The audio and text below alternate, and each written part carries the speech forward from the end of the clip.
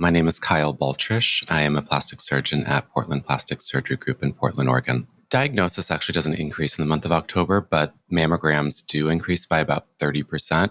And that's because it's Breast Cancer Awareness Month. And so the American Cancer Society put this initiative out in the 80s to hopefully increase awareness and get people to schedule and undergo their annual mammograms. And so we do see a spike in mammograms in October, November, and into December, but diagnoses actually stay pretty much stable. Breast cancer reconstruction is about 30 to 40% of my practice, and I would say it's pretty stable throughout the year.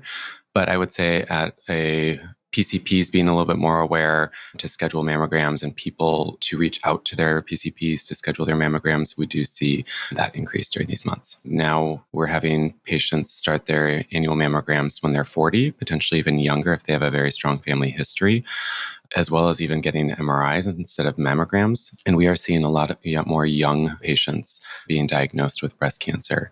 So I'm seeing a lot more 30, 40-year-olds coming in to see me to talk about reconstructive options. So usually because we are catching cancer at a much younger age, we're starting to see more women in their 30s and 40s. And so I think a lot of women are more interested in genetic testing because they have to think about their families. And so certainly if a patient is like a BRCA carrier that does kind of guide reconstruction, they're more likely going to undergo bilateral mastectomies.